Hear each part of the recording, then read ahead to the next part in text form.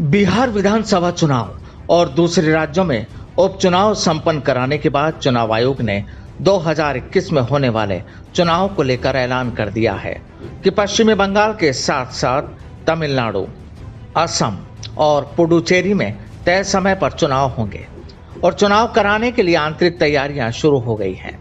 इससे पहले ही पश्चिमी बंगाल में राजनीतिक गतिविधियां तेज हो गई हैं।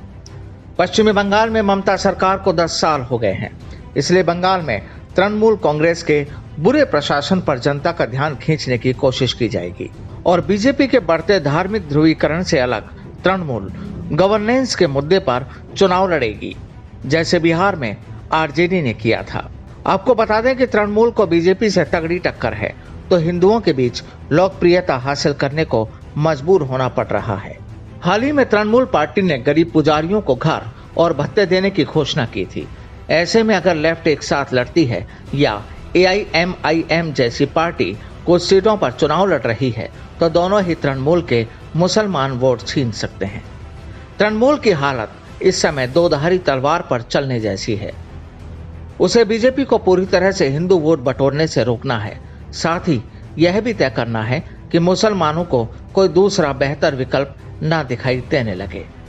पश्चिमी बंगाल में बीजेपी की पूरी कोशिश है कि इस बार किसी भी तरह ममता दीदी की पार्टी TMC को उखाड़ फेंके। बिहार में बीजेपी के पास कोई मुख्यमंत्री चेहरा नहीं था। बंगाल में भी उसके पास ममता को टक्कर देने वाला कोई चेहरा नहीं है। इसलिए साफ है कि बीजेपी मोदी शाह की जोड़ी को उतारेगी और सरकार विरोधी अभियान छेड़ेगी। केंद्रीय गृह मंत्री अमित शाह बंगाल चुनाव को लेकर कोई चूक ना हो, इसके लिए तैयार हैं और इसी तैयारी को लेकर उन्होंने बिहार चुनाव में एक दिन के लिए भी अपनी भागीदारी नहीं दिखाई। सिर्फ बंगाल चुनाव को लेकर प्लानिंग कर रहे हैं। हाल के दिनों में गृह मंत्री अमित शाह खुद बंगाल में पार्टी के लिए प्रचार कर रहे हैं।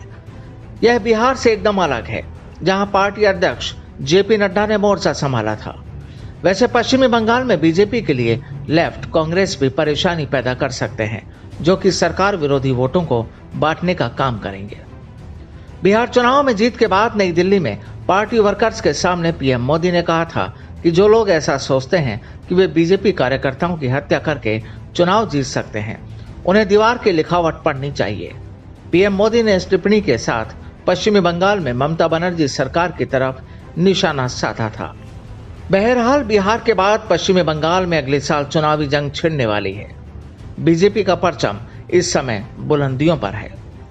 2019 में लोकसभा चुनाव के वक्त वह ममता बनर्जी के गढ़ में सेंध लगा चुकी है। दूसरी तरफ ममता की तृणमूल कांग्रेस 2011 के बाद अपने सबसे मजबूत प्रतिद्वंदी से भिड़ने जा रही है। Bureau report, the fact India.